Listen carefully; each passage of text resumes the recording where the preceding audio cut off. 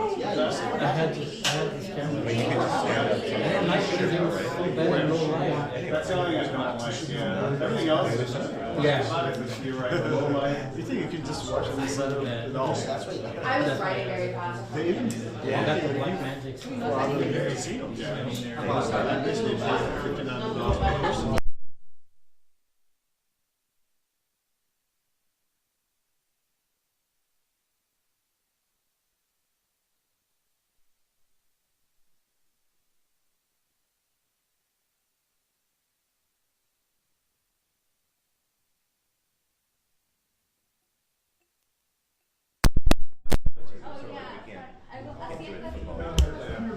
Is representing the same. I just sent Super Bowl. But there was not much info. We need a second strike up from 10 school, $5,000 or 10. That's every Super Bowl. Yeah, I understand.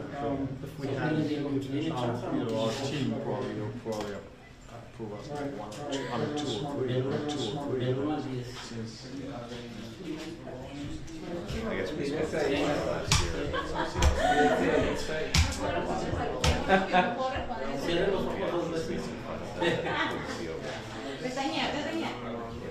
¿Es el nombre? No.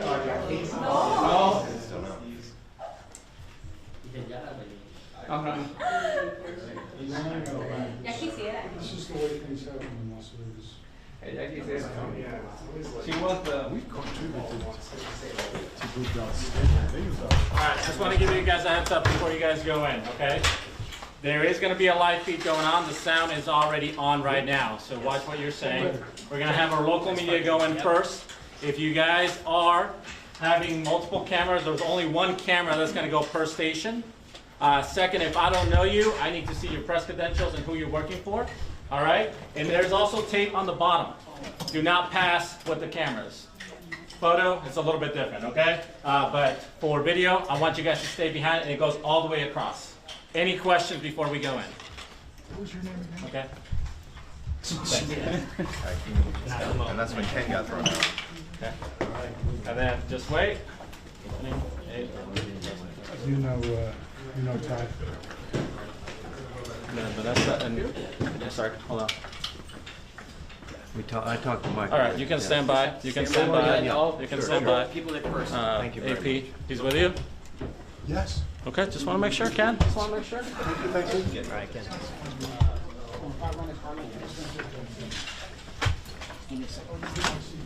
Oh, thank you. Ask Joe. Is that right? Is that going to be enough money for you? Hey, how's it going, sir? Good to see you.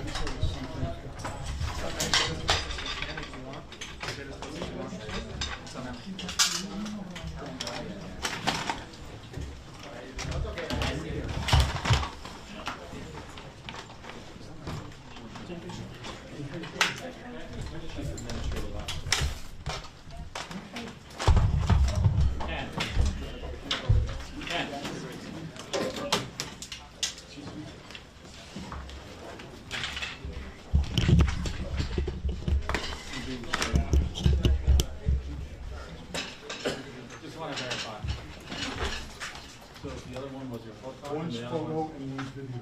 That's our guy right there. You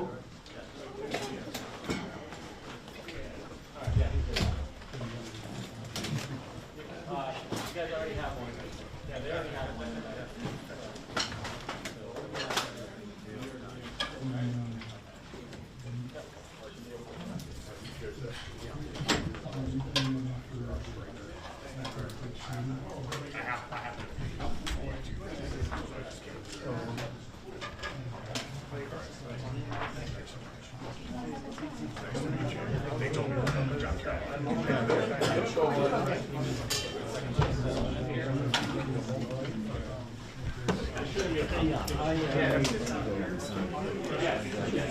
And that's what I want to see if I can get these parts out. Hey, do you mind if I move this? Yeah. Thank you. You don't need this right here. Yeah, fine.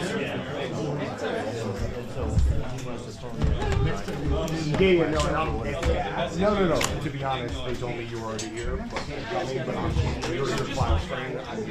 You guys about ready for my check? You guys about ready for my check? No, not at all. Mic check 1 2 1 2 3 4. Check 3 4. Mic check 1 2 1 2 3 4. I'm not getting any audio. Check. Go ahead and plug into a malt box if you can. Check 3 4. Mic check 1 2 1 2 3 4. Check 3 4. Mic check. Check 1 2. Good. Good. Give me thumbs up if you guys are getting audio. Perfect. Awesome. Thank you. Appreciate that. Are you good over there? Check. Beautiful.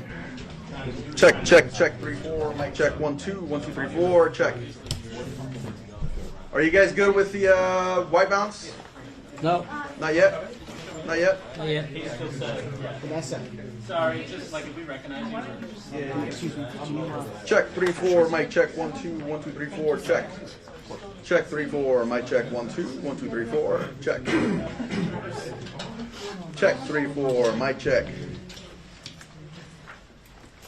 Everybody good now? Check 3 4. Mic check 1 2 1 2 3 4. Check 3 4. Mic check 1 2 1 2 3 4. Check. I'm doing the Tupac presser in Las Vegas. Everybody good? Doing the mic check in the white. Yeah, they just wanted to call, have me call and check in. I had a quick question. They had us Check. mic box, do I need to kill my shot? Check 3 4. Mic check. Which light? 3. Mic check 1 2 1 2 3 4. Check. Guys all good? Okay, everything sounds all right. White good? Yep. And just to let you guys know, there will be no live shots in here after the press conference. Okay? If you guys want to do any live shots, go ahead and do it in the lobby or up front. If you guys can do us a favor and go ahead and silence your phones.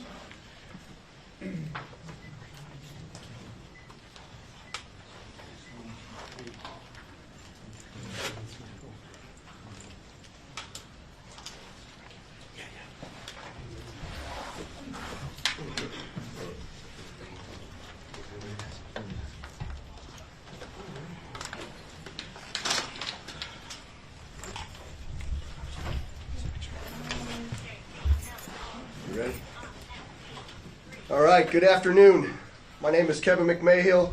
I'm the sheriff of the Las Vegas Metropolitan Police Department. Thank you for joining us this afternoon. 27 years. 27 years. For 27 years, the family of Tupac Shakur has been waiting for justice. We are here today to announce the arrest of 60-year-old Duane Keith Davis, aka Keffe D, for the murder of Tupac Shakur. Davis was arrested this morning by my LVMPD criminal apprehension team, and this investigation started on the night of September 7th, 1996. It is far from over. It has taken countless hours, really decades, of work by the men and women of our homicide section to get to where we are today. Several of those detectives that are standing here with us include Detective Cliff Mogg, the lead detective on this case. He is now retired. While I know there's been many people who did not believe that the murder of Tupac Shakur was important to this police department, I'm here to tell you that was simply not the case. It was not the case back then, and it is not the case today. Our goal at LVMPD has always been to hold those accountable and responsible for Tupac's violent murder accountable. Just like we do for every homicide victim in our city. Every single victim, every life that is lost is important and remains a priority to this police department. As we methodically built this case to move forward with an arrest, it was also important that at the same time we're building towards a successful prosecution. We work closely with our esteemed District Attorney Steve Wolfson in his office to ensure that is going to happen. Mr. Davis's own words reinvigorated our case in 2018. I'm going to give you some of those details, and I'm going to introduce to you our homicide lieutenant, Jason Johansson, and he will provide you many of the details on how we got here today. Lieutenant. Thank you, Sheriff, and thank you everybody for being here today. My name is Jason Johansson, and I'm the homicide lieutenant with the Las Vegas Metropolitan Police Department. And my goal here today is to walk you through our investigation and what led us to the indictment of Duane Davis, also known as Keffe D, for the murder of Tupac Shakur. This case has been reviewed by our homicide team and homicide detectives for over 2.5 decades. And ultimately, our persistence in this investigation has paid off. Let me walk you through a timeline of events that as we know them right now. Prior to September 7th of 1996, as we all know, Tupac Shakur was an artist who was signed with Death Row Records. And that Death Row Records and its CEO, Marion Suge Knight, were closely affiliated with the Mob Piru criminal street gangs, and that they had an ongoing feud with the Southside Compton Crips. Duane Davis was the leader and shot caller of the Southside Compton Crips. And both of these gangs operated out of the Southern California area of Compton. On the night of September 7th of 1996, Tupac Shakur, along with Suge Knight, and members of their entourage, which include members of Mob Piru, came to Vegas to attend the Mike Tyson fight at the MGM Grand Garden Arena. Members of the Southside Compton Crips, which included Duane Davis, along with his nephew Orlando Anderson, were also in attendance at the same event. As both were leaving the fight, members of Death Row Records spotted Orlando Anderson near an elevator bank inside the MGM, and at that time they began to kick and punch him near that elevator bank. I will now show you hotel security footage, as many of you have already seen, related to this incident. And on this incident, you will see Tupac Shakur, who's wearing a shiny satiny shirt, along with Marion Suge Knight, who's a large man in a brown suit, punching and kicking Orlando Anderson. Lower your phone. Following this incident, you'll see hotel security intervene, and then they will leave the area of the fight.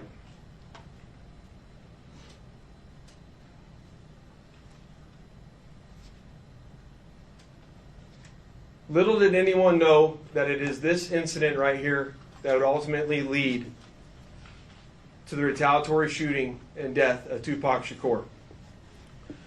Following this incident, Tupac and Suge Knight both left the MGM to make their way to a post-fight party, which was to occur at a local nightclub. At the same time, word had spread amongst members of the Southside Compton Crips of what had occurred inside the MGM. And then that's when Duane Davis began to devise a plan to obtain a firearm and retaliate against Suge Knight and Mr. Shakur for what occurred inside the hotel against Mr. Anderson. After Davis obtained a gun, he entered into a white Cadillac along with Terrence Brown, DeAndre Smith, and Orlando Anderson. Based on our investigation, this is where we know they were seated. At some point in time, as they were in the white Cadillac, Mr. Davis took the gun that he had obtained and provided it to the passengers in the rear seat of the vehicle. As they were driving west on Flamingo Road near Koval, they had located the black BMW, which was driven by Suge Knight, and in the passenger seat was Tupac Shakur. And as they turned around, they pulled up near the passenger side of that vehicle and immediately began shooting at Mr. Knight and Mr. Shakur. Following that shooting, the white Cadillac fled the area southbound on Koval, and after our officers arrived on scene, Tupac was later transported to the University Medical Center, where he was treated medically and died approximately 6 days later on September 13th.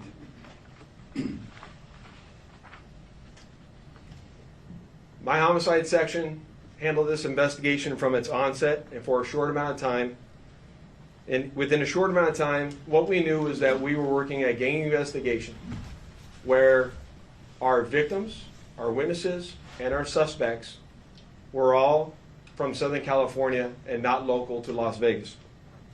Within the first few months of the investigation, our detectives knew most of the information I just briefed you on.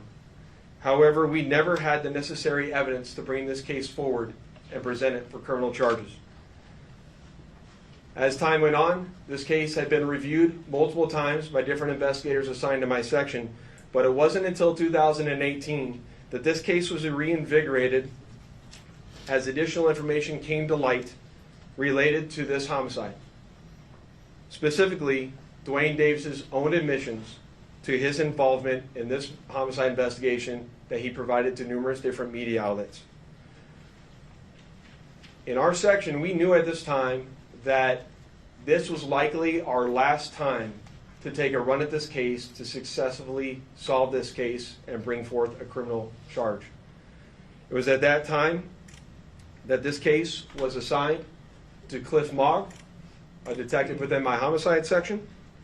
And over the last 5 years, my section worked closely, hand in hand with the Clark County District Attorney's Office and followed a systematic investigative plan over the last 5 years. We've conducted countless interviews and corroborated numerous facts that were not only consistent with the crime scene on the night of the incident, but also corroborated and were consistent with the sequence of events that night. This ultimately led to us procuring a search warrant which was executed at Mr. Davis's residence in Henderson, Nevada. And following the execution of that search warrant, in close coordination with the District Attorney's Office, this case was presented to the grand jury, which ultimately led to Davis being indicted on charges of murder. Before I hand it off to the District Attorney's Office, I would be remiss if I didn't thank Detective Mogg and all the other detectives that were not only assigned this case and reviewed this case, but all the other detectives from other agencies that assisted us in this investigation. They know who they are, and thank you very much for all the assistance you provided. It does not go unnoticed. And lastly, one of the most important things, in my opinion, is that we need to make this be a reminder that the charge of murder does not have a statute of limitations. This agency has been and is invested in solving our cold case homicides so that we can bring closure to those families and justice for those victims of homicide. And with that, I will turn it over to the Clark County District Attorney, Steve Wilson.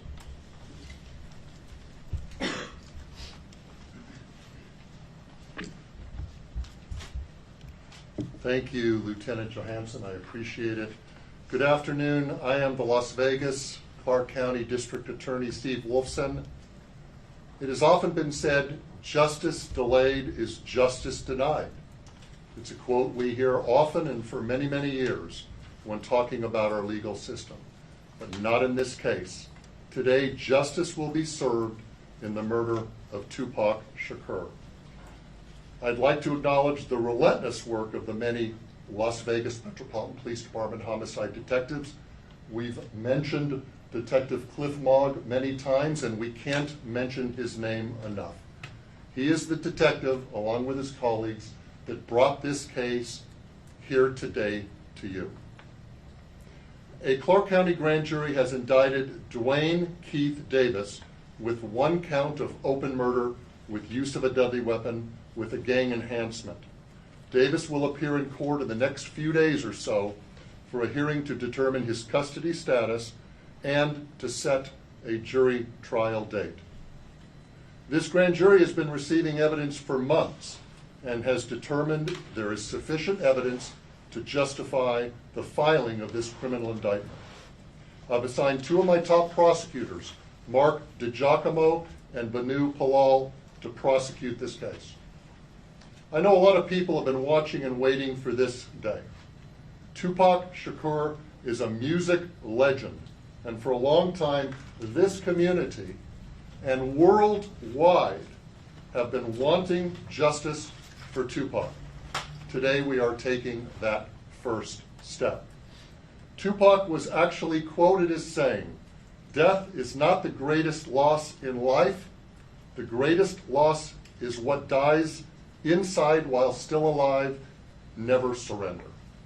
Well, we didn't surrender thanks to the great work of the Las Vegas Metropolitan Police Department under the leadership of Sheriff Kevin McMahill, Lieutenant Johansson, retired Detective Cliff Mogg. I am proud to announce the return of this document. This is the indictment we've been waiting almost 3 decades for. It spells out the facts and circumstances and what justifies a Clark County grand jury in returning an indictment. Justice will be served. Thank you.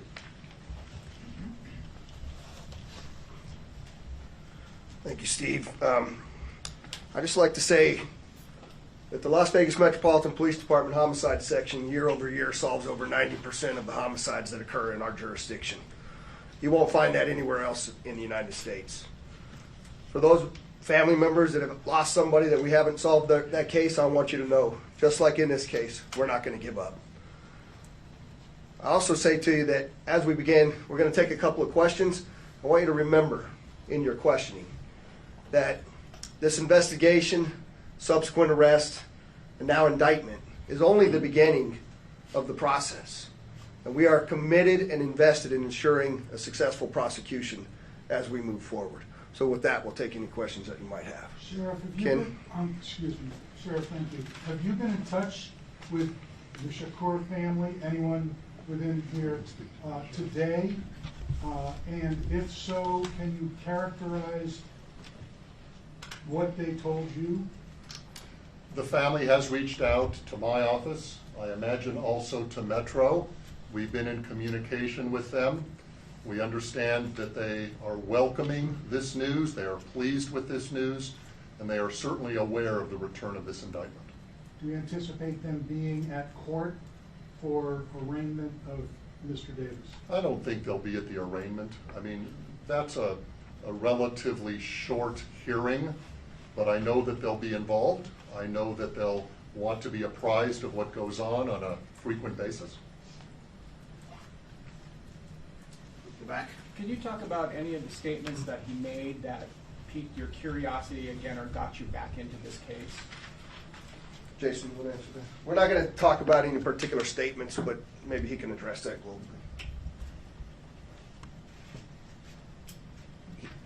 What I'll say is there's a lot that's going to come out when it comes time for trial, but he provides his own series of statements that are very consistent with the evidence that we have on the scene that we've obtained through our investigation. I'll leave it at that. Did you identify anything that came from the raid, I'm sorry, the service of the warrant in July that you didn't know before? Yeah, that's a good question. What I'll say about the search warrant that we did in July, that we obtained information or evidence during that execution of that search warrant that corroborated information obtained through our investigation, and I'll leave it at that until we go to trial. Go ahead. Hello, I'm Tiffany Lane with Channel 3. So I know that this was obviously a big move. Is there anyone else being looked at this point? I know a lot of people have passed away since this incident, but is anyone else being looked at as part of this investigation still? So as I stated earlier, in this case, the only living suspect related to this investigation is Duane Davis. All other 3 suspects are deceased. Vanessa. Thank you. Vanessa Murphy, Channel 8. Steve, can you talk about the murder charge if he is not the one believed to have pulled the trigger?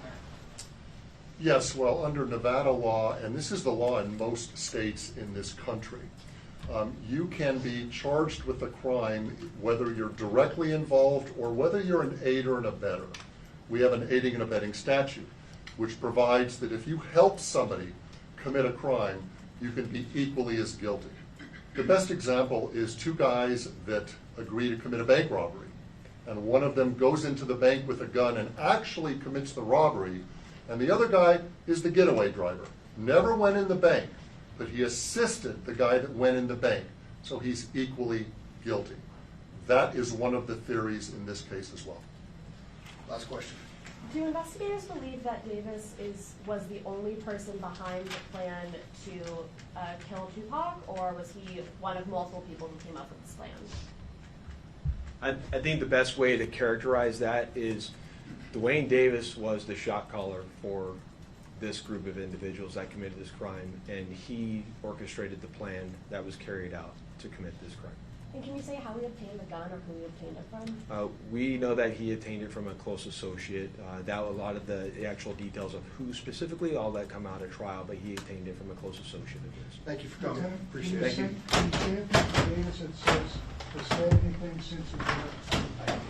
Mr. Wilson, Steve, Steve.